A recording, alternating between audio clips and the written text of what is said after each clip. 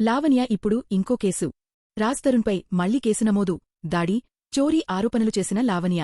Tollywood actor Raj Tarun మళ్లీ వివాదంలో చిక్కుకున్నాడు. ఆయన మాజీ స్నేహితురాలు లావణ్య మనేపల్లి చేసిన తాజా ఫిర్యాదు ఒక్కసారిగా సినీ ఇండస్ట్రీలో చర్చనీయాంశమైంది. తాజా ఘటన ఏమిటి అంటే 30 జూన్ 2025న కోకాపెట్లోని విల్లా 13లో దాడి జరిగినట్లు లావణ్య ఆరోపిస్తోంది. రాజ్ తరుణ్ అనుచరులు తన కుటుంబంపై దాడిచేసి బంగారు, ఆభరణాలు దోచుకున్నారని ఫిర్యాదులో పేర్కొంది. ఇంటిని ధ్వంసం చేయడమే కాకుండా ఆమె పెంపుడు కుక్కను కూడా చంపేశారని ఆరోపించింది. ఒక్కసారి మాత్రమే కాదు, ఇలాంటి దాడులు 3 సార్లు జరిగాయని కూడా తెలిపింది.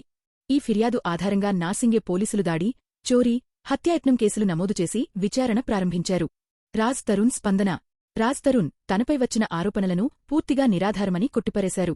అతని అనుచరులు కూడా ఇది కేవలం వ్యక్తిగత ప్రతీకారం అని చెబుతున్నారు. అయితే అభిమానులు మాత్రం ఆయన కెరీర్పై దీని ప్రభావం ఉంటుందేమోనని ఆందోళన చెందుతున్నారు. గతంలో జరిగిన వివాదాలు. ఇది మొదటిసారి కాదు. రాజ్ తరుణ్, లావణ్య మధ్య ఇప్పటికే ఎన్నో కేసులు, ఆరోపణలు బయటపడ్డాయి.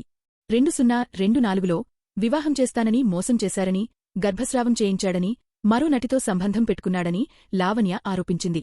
2025 ప్రారంభంలో మస్తాన్ సాయ్ అనే వ్యక్తి 300కి పైగా ప్రైవేట్ వీడియోలతో బ్లాక్మెయిల్ చేసిన ఘటన పెద్దదిగా మారింది.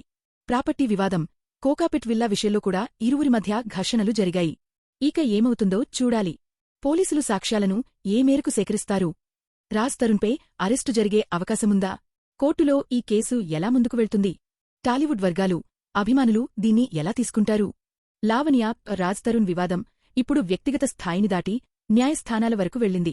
దాడి, చోరీ, హత్యాయత్నం వంటి తీవ్రమైన ఆరోపణలతో ఈ కేసు మరోసారి టాలీవుడ్లో హాట్ టాపిక్గా మారింది.